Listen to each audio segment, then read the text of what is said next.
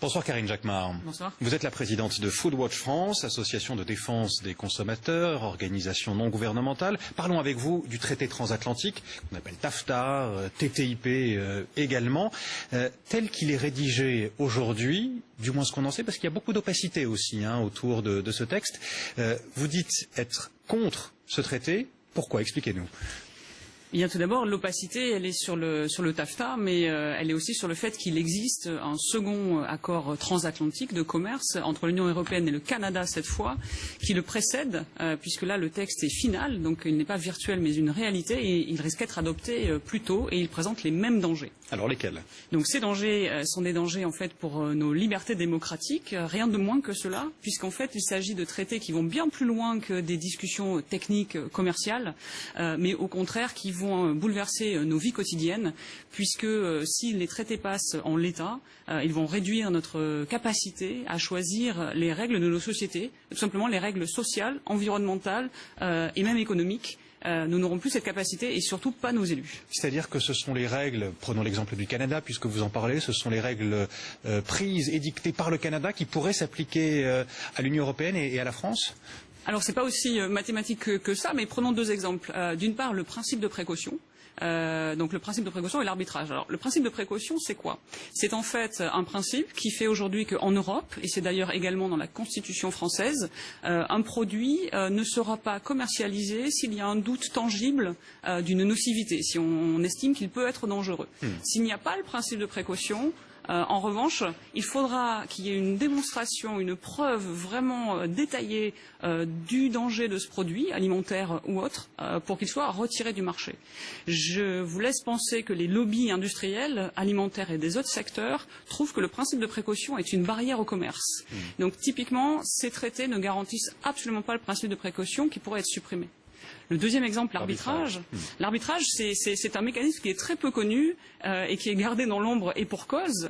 C'est ni plus ni moins qu'un mécanisme qui permet aux investisseurs, aux entreprises étrangères d'attaquer les États parce qu'un État aurait décidé d'une politique d'intérêt général et que cette politique pourrait affecter les bénéfices de cette entreprise. C'est un système complètement parallèle à tous nos systèmes judiciaires en Europe et c'est un système qui est exclusivement réservé aux entreprises étrangères. Ça aura un effet dissuasif très fort sur les autorités publiques au niveau national et européen pour légiférer et mettre de nouvelles lois sur tous les domaines, et y compris pour protéger les consommateurs sur le secteur de l'alimentation.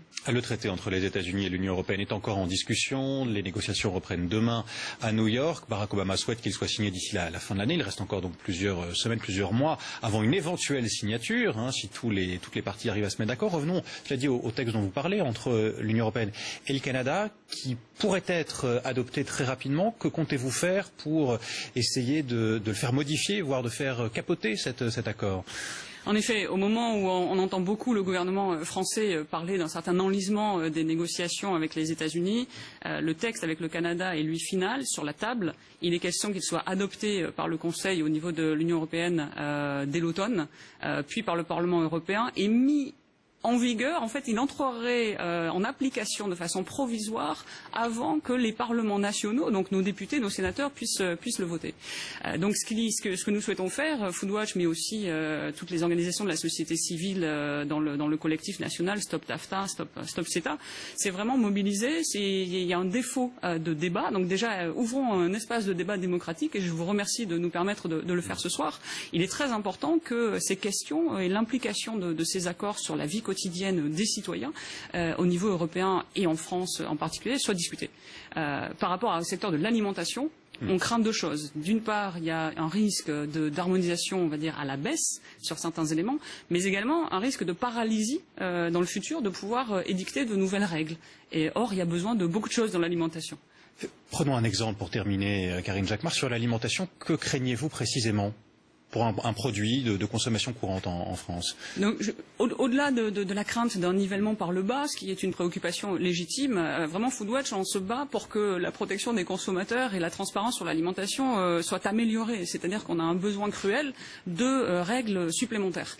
Et par exemple, si on prend la question des OGM, aujourd'hui, on ne sait absolument pas s'il y a des OGM dans nos aliments qui sont d'origine animale, que ce soit la viande, les œufs, le lait.